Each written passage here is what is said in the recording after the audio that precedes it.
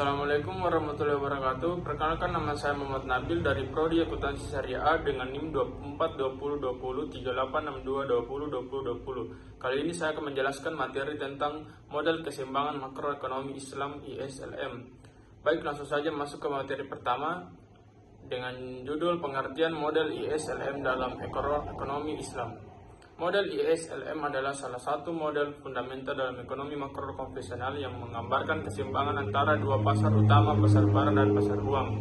Dalam ekonomi Islam, model ini dimodifikasi dan diadaptasi untuk menghilangkan unsur-unsur yang bertentangan dengan prinsip syariah, terutama penghilangan suku bunga. Baik, selanjutnya masuk ke pembahasan kedua dengan judul materi kurva IS dalam ekonomi Islam. Kurva IS investment saving secara umum baik dalam ekonomi konvensional maupun Islam adalah kurva yang menunjukkan kombinasi antara tingkat imbal hasil dalam kurung return atau variabel terkait lainnya dengan tingkat pendapatan nasional atau output dalam kurung Y, di mana pasar barang dan jasa berada dalam kondisi keseimbangan. Keseimbangan pasar barang tercapai ketika total permintaan dalam kurung agregat demand sama dengan total penawaran dalam kurung output, atau investasi dalam kurung I sama dengan tabungan dalam kurung S. Selanjutnya masuk ke pembahasan yang ketiga dengan materi kurva LM dalam ekonomi Islam. Kurva LM secara umum menggambarkan keseimbangan di pasar uang dalam kurun moneter. Kurva ini menunjukkan kombinasi antara variabel tingkat imbal hasil profit dalam kurung P dengan tingkat pendapatan nasional atau output dalam kurung Y, di mana permintaan uang dalam kurung liquidity preference sama dengan penawaran uang dalam kurung money supply. Secara matematis, keseimbangan pasar uang tercapai ketika permintaan uang dalam kurung MD sama dengan penawaran uang dalam kurung MS. Selanjutnya masuk ke pembahasan yang keempat, yaitu keseimbangan LS dan LM. Keseimbangan LS-LM adalah kondisi dalam perekonomian di mana pasar barang dan jasa dipresentasikan oleh kurva LS dan pasar uang dipresentasikan oleh kurva LM berada dalam kondisi seimbang secara simultan.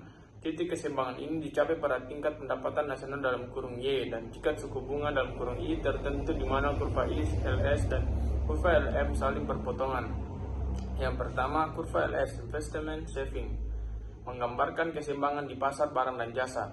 Tempat kedudukan titik-titik kombinasi antara tingkat suku bunga dalam kurung I dan tingkat berpendapatan nasional dalam kurung Y yang membuat investasi dalam kurung I sama dengan tabungan dalam kurung S dalam model sederhana, atau permintaan agregat sama dengan penawaran agregat secara lebih luas. Yang kedua, kurva LM, liquidity preference money supply. Keseimbangan di pasar uang, tempat kedudukan titik kombinasi antara tingkat suku bunga dalam kurung I dan tingkat pendapatan nasional dalam kurung Y yang membuat permintaan uang dalam kurung preferensi likuiditas kurang L sama dengan penawaran uang dalam kurung M. Selanjutnya materi terakhir, yaitu implikasi untuk kebijakan ekonomi. Implikasi untuk kebijakan ekonomi adalah dampak, konsekuensi, atau pengaruh yang timbul dari penerapan suatu kebijakan ekonomi terhadap kondisi perekonomian.